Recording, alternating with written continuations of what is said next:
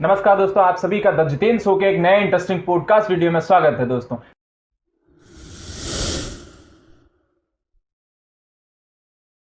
आज के हमारे स्पेशल गेस्ट हैं पूर्व राज्यसभा सांसद आदरणीय राम नारायण साहू जी के राइट हैंड कहे जाने वाले। पूरा मैनेजमेंट देखते हैं उनका सफर कैसा रहता है, इनके साथ में कैसी रहती है जर्नी। बहुत सारे काम होते हैं बाबूजी के साथ में। तो आपका बहुत बहुत स्वागत करते हैं अपने यूट्यूब चैनल पर। धन्यवाद जितेंद्र जी। आदरणीय बाबूजी हम सभी के गौरव हैं। आदरणीय बाबूजी ने समाज को राजनीतिक, सामाजिक और शैक्षिक एक दिशा दिया है और समाज में जो आज हम लोग गर्व के साथ साहू शब्द का इस्तेमाल करते हैं उसमें आदरणीय बाबूजी का बहुत बड़ा रोल है। और बाबूजी ने अपनी शुरुआत ही साहू सिनेमा से किया, साहू ग्रुप ऑफ कंपनी से किया। आज साहू के नाम से अनेकों प्रतिष्ठान बाबूजी को जो लखनऊ में चल रहा है, ये पूरे उत्तर प्रदेश में ही नहीं बल्कि 27 राज्यों में समाज को, तेली समाज को गौरव प्रदान कर रहा है। इस श्रेय अगर किसी को जाता है तो हमारे परम श्रद्धेय बाबूजी श्री राम नारायण साहू जी को जाता है। क्या बात है। अच्छा, बाबूजी के साथ में आप कितने दिनों से, कितने वर्षों से काम कर रहे हैं? बाबूजी को मैं सन 1999 में जाना, मैं केकेसी में एक चुनाव लड़ने के लिए प्रेरित हुआ था और 2000 में पहली मुलाकात बाबूजी की मीटिंग में मुझसे हुई थी और मैं चुनाव भी लड़ा था केकेसी में। अच्छा। और मैं पढ़ाई के दौरान मीटिंगों का दौर में बीच बीच में आना जाना होता था, लेकिन मेरी सक्रियता 2008 से 2010 के बीच में हुई।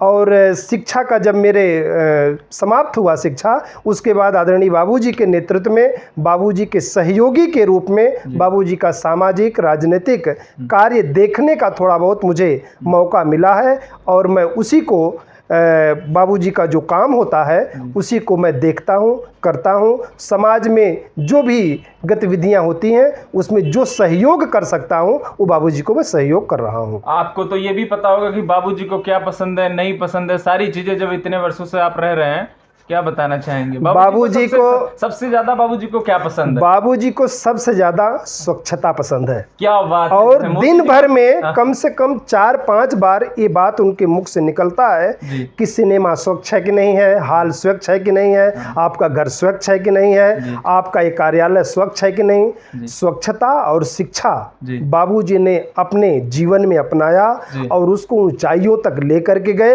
और आज भी उनके मन स्थिति में इस बात को आप पाएंगे कि स्वच्छता और शिक्षा ही व्यक्ति को बहुत ऊंचाइयों तक ले जा सकती है। और हम लोग उदाहरण हैं ऐसे, जहां से निकल करके आए हैं, बाबूजी ने अपने इसी माध्यम से हम लोगों को अपने बगल में बैठा करके एक गुरु की भूमिका में हम लोगों को निखारा है। क्या बात है, बहुत बड़ी बात कह दी बाबूजी के लिए। और बाबूजी जो यहाँ पर बता रहे हैं, सारा काम देख रहे हैं मैनेजमेंट का, मतलब कोई भी अगर बाबूजी कार्यालय नहीं आ पाते हैं तो सारी जिम्मेदारी इन्हीं के कंधों पर रहती है। बखूबी बहुत ईमानदारी के साथ ये काम करते हैं बाबूजी का। बहुत बड़ा कारोबार जैसे हम कह सकते हैं, उद्योगपति, लखनऊ के उद्योगपति हैं, उनके राइट हैंड कहे जाने वाले आदरणीय रमाशंकर साहू जी आज बैठे हैं। इनसे खास बातचीत होती है। दोस्तों आप लोग जानना चाहेंगे कि कौन ऐसा व्यक्ति है, कौन ऐसा पर्सन है जो बाबूजी के कार्य को आगे लेकर जा रहे हैं, कैसी नीतियां हैं, क्या क्या चीजें होती हैं। एक जो पर्सनल असिस्टेंट होते हैं, कहते हैं ना सबके साथ में एक काबिल इंसान रखा जाता है, तो यहाँ पर जो है साहू जी हमारे साथ में बैठे हैं, रमाशंकर साहू जी। और ये भारतीय जनता पार्टी में इनके पास पद भी है शायद, वो उसके सफर के बारे में बताना चाहेंगे। बाबूजी ने आपको वहां तक लेकर गए, क्या चीजें रही? बाबूजी के सहयोग से ही मैं आज प्रदेश मंत्री भाजपा ओबीसी मोर्चा में हूँ और 2 लोकसभा का मुझे प्रभार भी पार्टी ने दिया था, फिरोजाबाद और हरदोई का। और उसमें जो मैं कर सकता हूँ उसके लिए मैं कोशिश कर रहा हूँ बाबूजी के मार्गदर्शन में। अच्छा, तो बाबूजी जैसे कहीं बाहर टहलने के लिए जाते हैं, कहीं मीटिंग्स में जाते हैं, तो बाबू के साथ बहुत सारी चीज़ें रहती है। मैनेजमेंट का काम जैसे हम बात करते हैं, कहीं दूसरी जगह मीटिंग हो रही है, आप लखनऊ में हैं, इलाहाबाद गए, वाराणसी चले गए, बहुत डिफरेंट लोकेशन पर, विदेशों तक का सफर आपका रहा है उनके साथ में। तो कैसा एक्सपीरियंस रहता है बाबूजी के साथ में? बहुत ही अच्छा एक्सपीरियंस होता है। बाबूजी अपने जीवन में जो हासिल किए हैं उसके बारे में जानने का मौका मिलता है। और जब लंबी यात्रा हो या कहीं पर होटल में रुके हों तो उस दौरान आदरणीय बाबूजी ने जीवन की शुरुआत कहाँ से किया है और अपने आप को, अपने परिवार को, अपने समाज को कहाँ तक लेकर के आए हैं, ये बहुत सारे अनुभवों को आदरणीय बाबूजी के मुखारबिंद मुखारबिंद से हम सभी को मिलता है और इसका लाभ हम ही को नहीं पूरे समाज को मिल रहा है। और निश्चित तौर पर एक दिन ऐसा आएगा जब बाबूजी इतिहास के पन्नों में अमर होंगे। शब्दों का चयन बड़ा अच्छा है इनका। ये आप देख रहे हैं, मतलब माहौल पर डिपेंड करता है। जब एक अच्छे व्यक्ति के पास बैठते हैं, अच्छे संस्कार भी डेवलप होते हैं। ये बखूबी यहाँ से झलकता हुआ दिखाई दे रहा है। तो बाबूजी के संस्कार ही यहाँ पर ऐसे शब्दों का चयन करने के लिए प्रेरित करते हैं, मजबूर कर देते हैं ऐसे बोलने के लिए। बहुत ही अच्छा लग रहा है इनके साथ में बातचीत करके। तो जैसे बहुत सारी ऐसी रैलियां हुई, कौन सी ऐसी अपने समाज की रैली, ऐसी कौन सी रैली रही जिसमें बहुत ही बड़ी भूमिका निभाई गई हो बाबूजी ने? बाबूजी की देखिए 94 की रैली बाबूजी के मुखारबिंद से मुझे सुनने को मिला। मैं तो उसमें नहीं था, लेकिन 94 ने एक समाज को दिशा दिया। 94 की रैली ने, जिसमें तत्कालीन माननीय मुख्यमंत्री मुलायम सिंह जी यादव जी उस रैली में आए थे। उसके बाद अनेकों अधिवेशन मेरे संज्ञान में, जब से मैं 2009-10 से जुड़ा हूँ, मेरे संज्ञान में, चाहे वो जयपुर में अधिवेशन हुआ, दिल्ली में अधिवेशन हुआ, झारखंड के रांची में अधिवेशन हुआ, भोपाल में अधिवेशन हुआ, वहाँ पे बहुत सारी उत्तराखंड में हुआ, लखनऊ में हुआ, और बहुत सारे अधिवेशन बाबूजी ने किया। चेन्नई में हुआ, बंगलौर में हुआ, बहुत सारे अधिवेशन हुए। और केरला त्रिवेंद्रम में हुआ, जहाँ के लोग न तो हम उनकी भाषा समझ पाते हैं, न वो हमारी भाषा समझ पाते हैं, लेकिन इतना गजब का अधिवेशन वहाँ पर बाबूजी ने कराया था, 2 दिवसीय, और मजा आ गया था, बहुत ही आनंद आ गया था। और यहाँ के लोग जो गए थे उत्तर भारत से, उन लोगों ने त्रिवेंद्रम को बहुत अच्छा घूमा भी, और बहुत अच्छा अनुभव बाबूजी ने 27 राज्यों में आज संगठन को खड़ा करके समाज में जागरूकता का कार्य कर रहे हैं। और मेन उद्देश्य बाबूजी का केवल है, राजनीति सेकेंडरी है, बाबूजी का प्रथम शिक्षा और उच्च शिक्षा हो, कॉम्पिटिटिव शिक्षा हो, इस पर बाबूजी का जोर होता है और उसी के लिए बाबूजी काम कर रहे हैं। तो जैसा कि आपने बताया, शिक्षा और संस्कार पर ज्यादा ध्यान देते हैं बाबूजी। अगर हम बात करें यहाँ पर पॉलिटिक्स की, आपने 2 चीजें यहाँ पर रखी, एजुकेशन और पॉलिटिक्स को सेकेंड प्रायोरिटी पर रखा है और एजुकेशन को फर्स्ट प्रायोरिटी पर रखा है। तो पॉलिटिक्स में जो नए युवा हैं वो आना चाहते हैं। पॉलिटिक्स, कुछ लोग कहते हैं कि ऐसा दलदल है, उसमें अगर फंस गए फिर कुछ बर्बाद हो जाते हैं, कुछ आबाद हो जाते हैं, कुछ बन जाते हैं।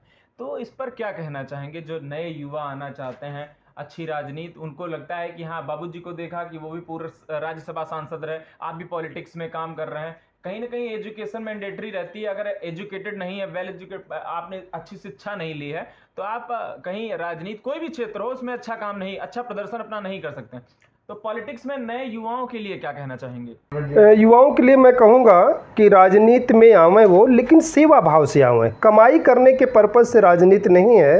राजनीति में सेवा भाव से जब वो आएंगे तो ज़रूर कामयाबी मिलेगी उनको।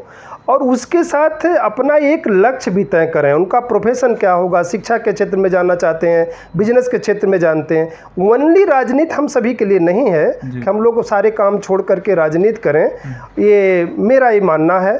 बाकी उनका क्या अपना क्षेत्र है राजनीति करने का, क्या उद्देश्य है, जब तक सेवा भाव उसमें सम्मिलित नहीं करेंगे, राजनीति में कामयाबी मेरे हिसाब से मुश्किल होगी। राजनीति की बात आ ही गई है, तो अभी इलेक्शन का दौर चल ही रहा है, तो क्या कहना चाहेंगे?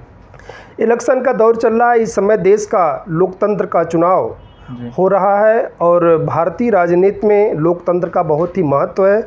और विपक्ष ने जो एक आरोप लगाया है सत्ता पक्ष पर, सरकार पर, मोदी जी पर, कि लोकतंत्र खतरे में है, ये बिल्कुल नहीं है।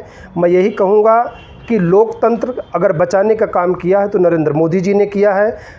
कांग्रेस की 50-55 साल की सरकारों में 90 बार राज्य सरकारों को गिराया है तो कांग्रेस ने गिराया है। देश का बंटवारा अगर किया है तो कांग्रेस ने किया है। अगर आप इनका इतिहास उठा के देखेंगे, 14 साल की सरकार में कोई ये नहीं कह सकता केजरीवाल जैसा व्यक्ति दिल्ली में सरकार चला रहा, जो बराबर निरंतर गाली देते चले आ रहे हैं मोदी जी को, लेकिन सरकार को गिराने का काम माननीय मोदी जी ने नहीं किया। लोकतंत्र को बचाया है भारतीय जनता पार्टी की सरकार ने, मोदी सरकार ने, और लोकतंत्र को बहुत ऊंचाइयों पर ले जाने का काम आदरणीय मोदी जी ने किया है। अगर आप देखेंगे हमारी विदेश नीति, विदेश में क्या छवि बनी है हमारे देश की, अगर आप देखेंगे रक्षा के क्षेत्र में क्या छवि बनी है हमारे देश की, हमारे देश में युवाओं का जो मनोबल बढ़ा है अगर आप देखेंगे, तो अनेक क्षेत्रों में आप देखिए मुद्रा की स्कीम ला करके लगभग 12 से 14 करोड़ लोगों ने मुद्रा स्कीम का लाभ लिया है। अगर आप देखेंगे प्रधानमंत्री आवास, रिकॉर्ड प्रधानमंत्री आवास बने हैं। अगर आप देखेंगे कोई भी योजना हो, ये हर घर जल की योजना जो चल रही पूरे देश में चल रही है, ग्राम पंचायत, हर घर में गैस का कनेक्शन। एक तरफ आप 2014 से पहले चले जाइए, सिलेंडर के लिए हम लोग लाइन लगते थे, यही बात हमारी माँ बहनें लाइन लगा करके सिलेंडर को लेती थी। आज वही गैस हमारे घर में पाइप से पहुंच रही है। कितना बड़ा विकास है। आप देखिए वंदे भारत ट्रेन चल रही है, हर रूट पर वंदे भारत ट्रेन चल रही है। हम लोगों के सामने बुलेट ट्रेन का सपना साकार होने जा रहा है। आज 50 से अधिक शहरों को मेट्रो शहर बनाया जा रहा है। आज अगर आप देखेंगे नेशनल हाईवे का जाल बिछ रहा है पूरे देश में। आप देखिए अनेकों क्षेत्र में माननीय प्रधानमंत्री जी काम कर रहे हैं और इन लोगों के सामने मुद्दा विहीन विपक्ष है।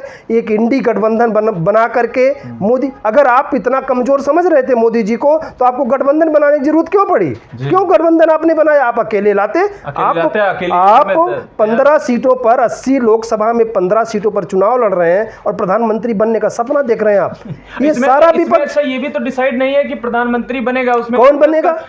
और सबसे हास्यास्पद शब्द मैं आपको बताने जा रहा हूं कि सारे इंडी गठबंधन के जो अलायंस हैं अपने अपने प्रदेशों में उनकी सरकार है, वो लोग अपना अपना घोषणा पत्र दे रहे हैं। आप अपना एक चीज ये नहीं तय कर पाए कि इंडी गठबंधन का क्या घोषणा पत्र होगा।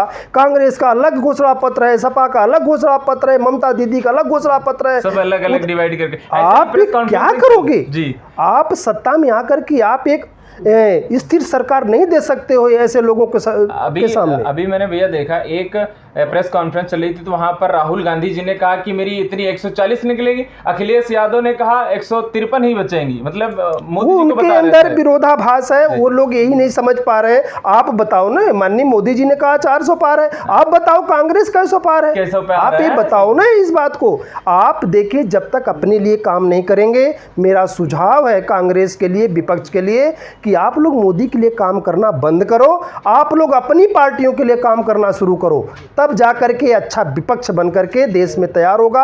अच्छे विपक्ष का होना भी एक लोकतंत्र के लिए बहुत जरूरी है। मैं यही गुजारिश करूंगा विपक्ष के नेताओं से कि एक अच्छा विपक्ष की भूमिका में आवें।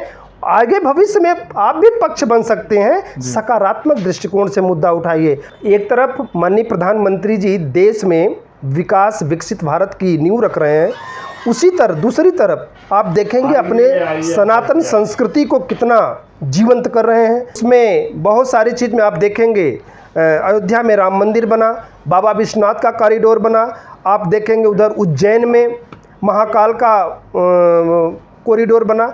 ये हमारी संस्कृति, हमारे डेवलपमेंट के साथ साथ हमारी संस्कृति भी जीवंत बने, इसके लिए भी माननीय प्रधानमंत्री जी काम कर रहे हैं।